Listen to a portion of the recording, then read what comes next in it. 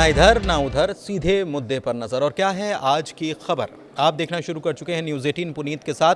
और बात हम करने वाले हैं इजराइल की, बात हम करने वाले हैं गाज़ा की, क्योंकि गाज़ा से एक खबर निकल कर सामने आई है और ये अपने आप में बहुत हैरान करने वाली खबर है। दूसरी तरफ एक खबर जो निकल कर सामने आई है वो इजराइल से भी आई है। इजराइल ने अपने रक्षा बजट में इस प्रकार का इजाफा किया है जो इतिहास में पहली दफ़ा होने जा रहा है। एक भारी भरकम बजट इजराइल लेकर आया है। लेकिन इसके अलावा गाज़ा से क्या खबर निकल कर सामने आ रही है, क्योंकि गाज़ा में लगातार अटैक किए जा रहे हैं और नॉर्दर्न गाज़ा में सबसे ज़्यादा अटैक हुए हैं। और इजराइल ने तो कह दिया है, वहाँ आईडीएफ की तरफ से कह दिया गया कि इलाका खाली कर दो। लेकिन क्या वहाँ से खबर निकल कर आई है, हमास से क्या खबर जुड़ी हुई है, इसी को समझेंगे। मेरे सहयोगी आनंद मौजूद हैं, आनंद के पास चलते हैं। क्या खबर है आनंद? बिल्कुल, देखिए, हमास जो है सब जानता है कि एक आतंकी संगठन है। ऐसा मतलब विश्व स्तर पर इसको मान्यता नहीं दी गई है और आतंकी संगठन एक तरीके से घोषित कर दिया गया है इजराइल और अमेरिका की तरफ से। तो ये हमास जो है किसका समर्थन करता है? गाजा का। गाजा में कौन है? फिलिस्तीनी। फिलिस्तीनियों का समर्थन कर रहा है। लेकिन यहाँ पर उलट हो गया है।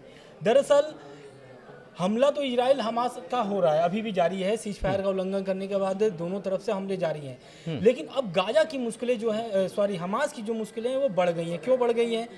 दरअसल जो फिलिस्तीनी हैं अब जंग से वो तंग आ गए हैं। जंग से तंग आने का मतलब ये है कि हमास के खिलाफ उन्होंने मोर्चा खोल दिया है। इतिहास में ऐसी पहली बार हुआ है। नहीं, फिर से मैं समझना चाहूंगा, किसने हमास के खिलाफ फिलिस्तीनियों ने मोर्चा खोल दिया? बिल्कुल बिल्कुल, आप सही सुन रहे हैं। दरअसल ये इतिहास में पहली बार हो रहा है कि हमास के खिलाफ फिलिस्तीनी उतर गए हैं सड़कों पर। और ये जो संख्या है, हजारों की संख्या में ये लोग सड़कों पर उतरे हैं और हमास को बोल रहे हैं कि आप हमारी धरती छोड़ करके चले जाइए। और सत्ता छोड़ने की उन्होंने मांग की है। किसने? प्रदर्शनकारियों ने। क्यों किया है? दरअसल ये जो लड़ाई चल रही है, आप सब जानते हैं कि इजराइल की जो हमास से लड़ाई शुरू हुई है, सबसे पहले जो हुआ था लड़ाई गाजा में हमास और इजराइल का ही हुआ था। लगभग 1.5 साल से लड़ाई ये चल रहा है। और फिलिस्तीन जो है वो ऐसा देश नहीं है कि वो झगड़ के भी अर्थव्यवस्था से मजबूत रहे। और मतलब कि एक होता है ना कि जो देश की मजबूती होती है वो मजबूती नहीं रह गई है। लगभग 72% गाजा बर्बाद हो चुका है। 72% कहने का मतलब ये कि जितने भी बिल्डिंगें थे वो सब मलबे में तब्दील हो गए हैं। कितने अभी उसके नीचे लाशें दबी हुई हैं लोगों की, पता ही नहीं है। लोग अभी अपनों को खोजने के लिए मलबे को हटा रहे हैं, लोगों को खोजने के मतलब लिए। ये एक रिपोर्ट ये बता रही थी कि कम से कम 5-6 साल लग जाएंगे केवल मलबा हटाने में, बल्कि इससे ज़्यादा वक्त भी लग सकता है केवल मलबा हटाने में। उसके बाद बसाने में तो और अलग हो जाएगा। बिल्कुल, ये आप जो बता रहे हैं ना, ये जो ये अरब देश ने जो गाजा का प्लान लेके आया था उसमें ये बात उन्होंने बोला था कि मलबे को हटाने के लिए पहले तो लाखों अरबों रुपए चाहिए मलबे को हटाने के लिए, और उसमें से 100 को निकालने के लिए, और इसमें समय भी लगेगा जो आपने समय बताया है। ये तो बात इधर की हो गई। लेकिन बात हम करते हैं प्रदर्शन पर। प्रदर्शन क्यों हो रहा है? प्रदर्शन इसलिए हो रहा है कि वहाँ के लोग जो है वो तंग आ गए हैं। करीब 20 लाख लोग, वो लोग पहले तो पलायन कर चुके हैं और जो वापस आए थे सीज फायर के बाद, अब वो लोग भी धीरे धीरे वापस जा रहे हैं। तो अब वो लोग सोच रहे हैं कि हम कहाँ भटकेंगे, किस किस देश में जाकर के शरण लेंगे, हम अपनी धरती को छोड़ करके क्यों जाएं? खाना बदोशों से कहना है, खाना बदोशों से जिंदगी हो गई है फिलिस्तीनी। अब जो फिलिस्तीन जो है, फिलिस्तीनी के जो लोग हैं, वो लोग जिसको टारगेट किए हैं, जिसने लड़ाई शुरू किया था हमास के खिलाफ, मोर्चा खोल दिया है और सड़कों पर मांग कर रहे हैं कि हमास के वजह से पूरी फिलिस्तीन बर्बाद हो चुकी है। उसमें मारे जाने वाले सबसे ज़्यादा बच्चे हैं और महिलाएं हैं। और इसमें उन्होंने जो प्रदर्शनकारी हैं वो बच्चों पर ज़्यादा करके एक तरीके से उसको बोल सकते हैं कि समर्थन किया है, या फिर उस पर ज़्यादा फोकस किया है। क्यों? क्योंकि उनको पता है कि जो बच्चे हैं वही आने वाले भविष्य होंगे।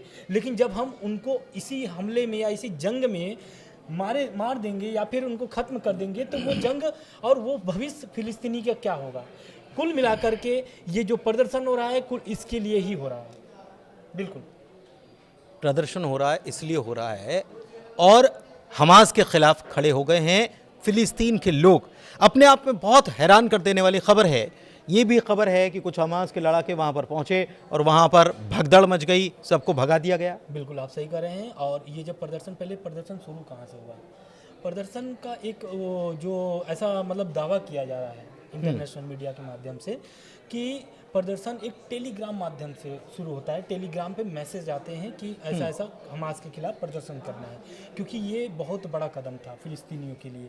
क्यों? क्योंकि हमास बोलता है कि हम फिलिस्तीनियों के लिए लड़ रहे हैं, और जब आदमी जिसके लिए लड़ रहा है और वही विरोध में हो जाए तो ये बहुत बड़ा कदम होता है उठाने के लिए। लेकिन कहीं ना कहीं फिलिस्तीनी अपने सुरक्षा के लिए, अपने भविष्य के लिए ये फैसला किए हैं, उनका फिलिस्तीनियों का ये बात कहना है। दूसरी बात, जब ये फिलिस्तीनी प्रदर्शन करते हैं सड़कों पर, हजारों की संख्या में रहते हैं, तो उस समय हमास के लड़ाके आते हैं और उनको हटाने को तितर बितर करने की प्रयास करते हैं, जिसमें आपस में मारपीट भी होती है। ऐसा वीडियो भी जारी, मतलब ऐसा हो रहा है कि विजुअल भी, उनकी वीडियो भी ट्रेंड कर रहे हैं एक तरीके से इसको लेकर के, कि अब क्या हो रहा है कि आपस में ही फिलिस्तीनी और हमास के लड़ाके लड़ रहे हैं। ऐसी ऐसी खबरें आ रही हैं। हमास का कितना मतलब कितना प्रभुत्व है फिलिस्तीन में, क्योंकि सरकार तो उनकी वहाँ पर चलती है फिलिस्तीनियों की। बिल्कुल, देखिए चलती तो आपका लेबनान में भी हिजबुल्लाह की है, और हुती विद्रोहियों के भी चलता है यमन में। यमन में 30% है, लगभग उसी टाइप से हमास का भी यहाँ पर कब्जा है।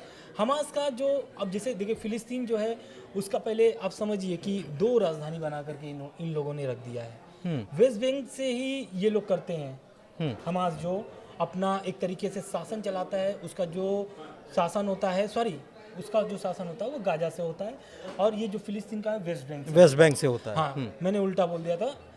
लेकिन ये जो गाजा पे हमला करने का यही इजराइल का एक बोल सकते हैं फैसला था, क्योंकि वहाँ पर पूरी हमास की जो है वो पकड़ है। एक तरीके से वो अपनी सत्ता चलाते हैं, इसीलिए तो फिलिस्तीन मांग भी कर रहे हैं कि आप सत्ता छोड़कर चले जाइए, ऐसा दावा है। एक चीज़ मैं आपसे, एक चीज़ और, क्योंकि बीते दिनों हम जब चर्चा कर रहे थे आनंद, तो आपने मुझे ये भी बताया था कि इजराइल में भी हालात ठीक नहीं है, वहाँ पर भी नेतन्याहू जो हैं उनको सत्ता से हटाने को लेकर खेल चल रहा है।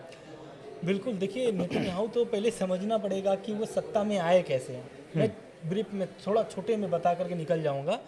पहले तो नेतन्याहू एक जैसे आम आदमी व्यक्ति रहता है, वैसे इजराइल में वो भी एक नागरिक थे, लेकिन वो सत्ता में आने का कारण था उनके बड़े भाई का। उनके बड़े भाई का नाम अभी मुझे याद नहीं आ रहा है, लेकिन शायद नेतन्याहू करके ही था। तो वो रहते हैं, दरअसल एक प्लेन हाईजैक होता है इजराइल का। लगातार आप शुरू से देखेंगे तो यहूदियों पर हमला हुए हैं, एक तरीके से बर्बाद करने के लिए उन पे बहुत सारे देश तुले रहते थे, चाहे फिर वो मुस्लिम देश हो, चाहे फिर वो आपके ईसाई देश हो। तो क्या होता है कि उनके जो बड़े भाई का उसमें उस प्लेन क्रैश मामले में एक ऑपरेशन चलाता है इजराइल, और उस प्लेन क्रैश को क्या करता है, हमें लगता है कि जिबॉम में ऐसा करके है जगह है, शायद मैं ठीक हूँ तो साउथ अफ्रीका मान करके चलिए, साउथ अफ्रीका में वो प्लेन ले जा करके रख दिया जाता है, मतलब एक तरीके से वहाँ पर हाईजैक कर लिया जाता है। हाँ ठीक है, हाईजैक हो और जाता है। वहाँ की सरकार भी सपोर्ट कर देती है, किसका? इन लोगों का, हाईजैकर्स का। तो अब इसमें क्या करता है, जो इजराइल की जो सरकार थी उसने बोला कि अगर मैं यहाँ पे झुक गया ना तो फिर मुझे बार बार झुकना पड़ेगा। तो अब इजराइल का तो देखिए शुरू से रहना है कि अगर कुछ भी होता है तो वो तुरंत पलटवार करता है, ठीक है, और उस तरीके से उनका अपना। लेकिन नेतन्याहू कैसे पीएम बने? बिल्कुल, बात इसी पर करेंगे।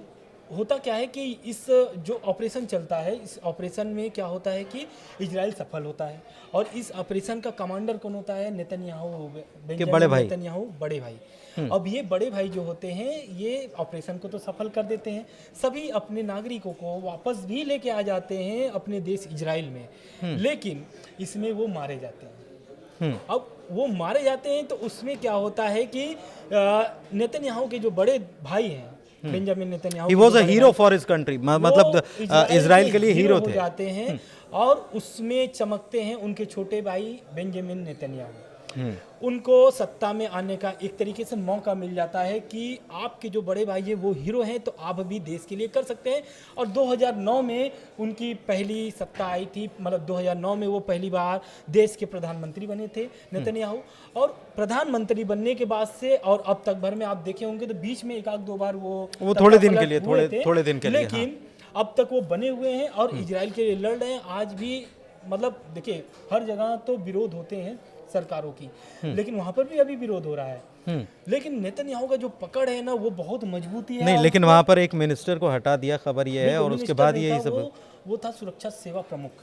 अच्छा। हाँ, सुरक्षा सेवा प्रमुख थे और उनको हटा दिया गया। क्यों? क्योंकि वो इजराइल हमास जो युद्ध चल रहा है, हिजबुल्लाह लेकिन ये तो बदलते रहते हैं, इसके पहले भी तो बदला है। रक्षा मंत्री को वहाँ के योव ग्लांट्स की जगह उनको इजराइल कार्ड्स को लेकर आ गए हैं वो। बिल्कुल आपका कहना सही है, लेकिन वो जो सेवा प्रमुख थे ना, वो कहीं ना कहीं हम मतलब ऐसी खबरें भी आ रही हैं कि कहीं ना कहीं वो नेतन्याहू को टक्कर देने का मामला कर रहे थे। तो और दूसरा वो हाँ। सुरक्षा व्यवस्था का भी शायद खुफिया जानकारी जो है कि उनसे कुछ ऐसा लीक होने का भी दावा था, इस कारण से उन पर ऐसा एक्शन लिया मतलब गया था। कुल मिलाकर देखिए, इजराइल में भी ठीक नहीं चल रहा है। ये इस बात को ऐसे समझिए कि वहाँ पर भी फिलिस्तीनी और हमास जो है आपस में भिड़ रहे हैं। इधर इजराइल के अंदर भी ऐसा नहीं है, इसके पहले भी प्रदर्शन हुए हैं और हमने खबरें भी दिखाई कि बड़ी संख्या में लोग उतर आए और नेतन्याहू के ऊपर ये भी एलिगेशन लगाया गया कि भाई आप जो है वो संभालने की स्थिति में नहीं, आप बंधकों को आज़ादी नहीं करा पा रहे हो। एक चीज़ मैं आपसे समझना चाह रहा हूँ आनंद,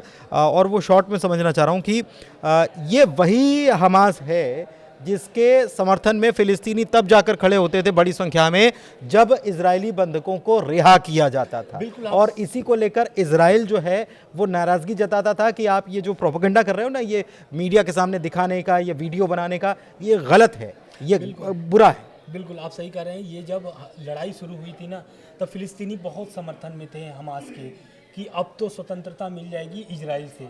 अब क्या है कि इजराइल पर नकेल कसा जाएगा, लेकिन क्या होता है कि इजराइल भी उसी तरह पलटवार करता है जैसे कि हमास।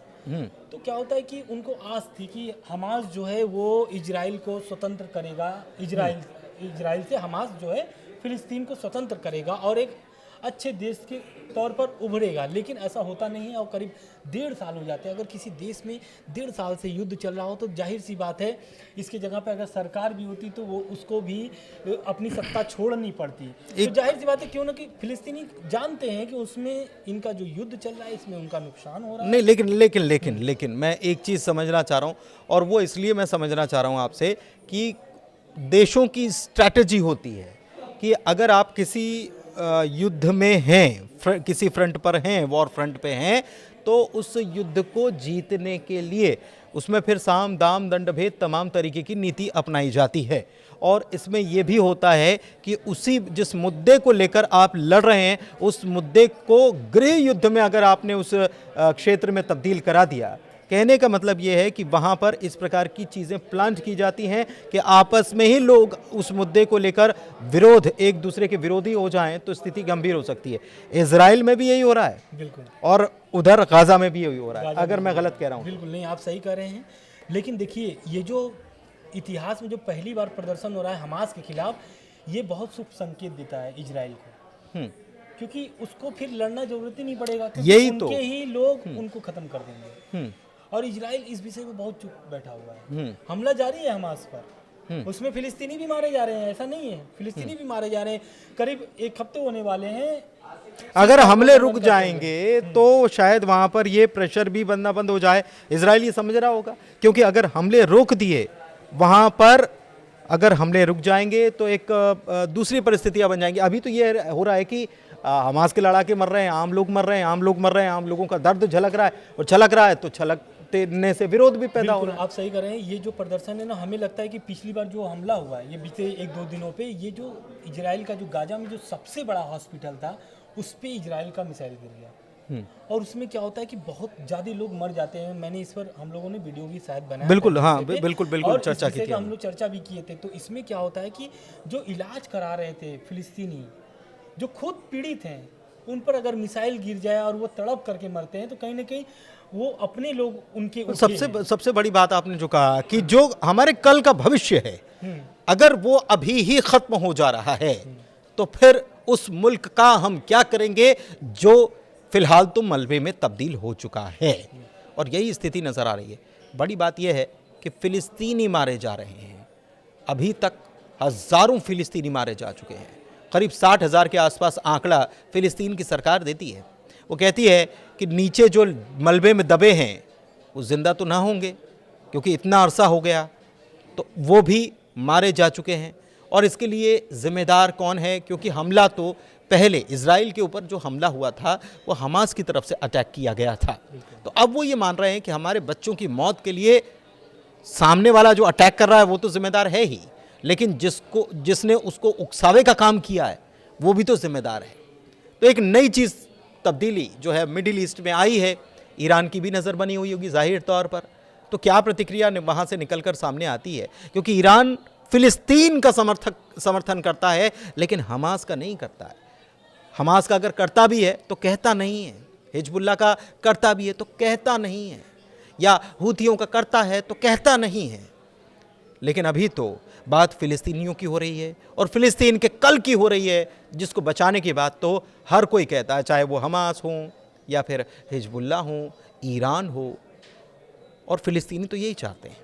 फ़िलहाल इस चर्चा में इतना ही। वीडियो कैसा लगा ज़रूर बताइए कमेंट के ज़रिए। हमारे चैनल को लाइक कीजिए, सब्सक्राइब कीजिए, शेयर कीजिए इस वीडियो को अपने सहयोगियों के साथ, दोस्तों के साथ। चर्चा में इतना ही। धन्यवाद।